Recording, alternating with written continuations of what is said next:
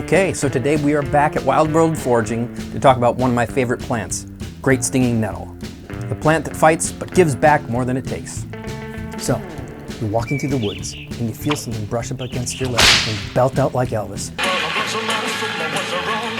You're stinging like a man on a fuzzy tree. You probably just discovered the one, the only, the Great Stinging Nettle. That's right, Urtica dioica. At this point, you might curse it.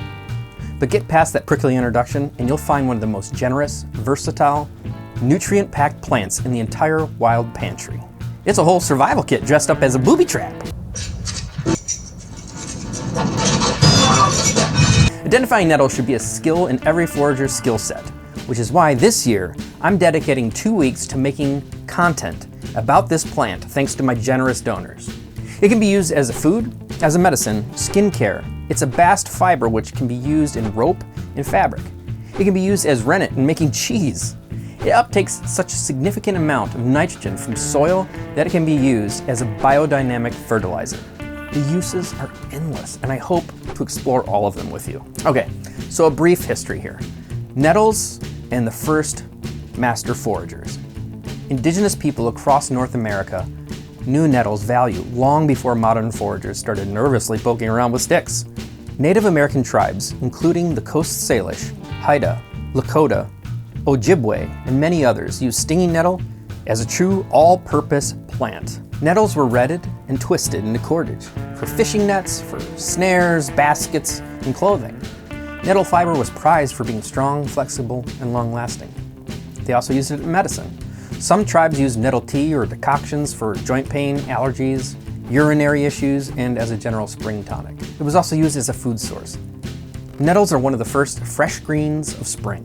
Young shoots were gathered before the plant developed its sting foliage, steamed, boiled, or added to soups. In some regions, fresh nettles were even used for urtication.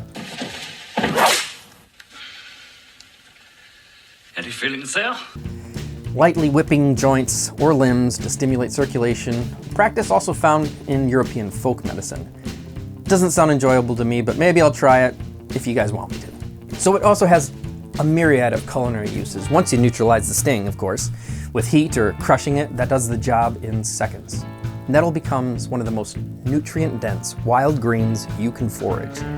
It's packed with chlorophyll, protein, iron, calcium, vitamins A and K, and just about every mineral your body forgot it needed. Whoa. Nettles are a nutritional cheat code.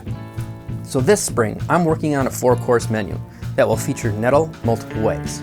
First being one of the most nourishing soups that I've ever tasted. The first time I had it, I had this feeling like I was experiencing something that I'd long been missing, like my body just needed it, and I just felt so nourished. Nettle also has just tons of medical uses. It's an herbalist heavy hitter. It is the Barry Bonds of herbs. And Bonds! Modern herbalists still treat it as a foundational plant. Top medicinal uses include anti-inflammatory, joint support. The freeze-dried leaves are a popular natural antihistamine, long used to help flush the urinary system and support kidney function. Rich in iron content, plus chlorophyll, equals traditional remedy for fatigue and anemia. Well, let's talk about skin and hair health. Teas and rinses have been used for dandruff, skin inflammation, and eczema. All right, so there it goes. Basically, it's the Elvis Presley of plants, a true legend. Don't get stung by regret of missing out. Join me in May to learn more about this amazing plant. I'm also still taking donations on my GoFundMe page to feature other plants in the future. Now take care of yourselves out there, because Mother Nature may love you tender, but she will absolutely humble you. And remember one thing, foraging is free.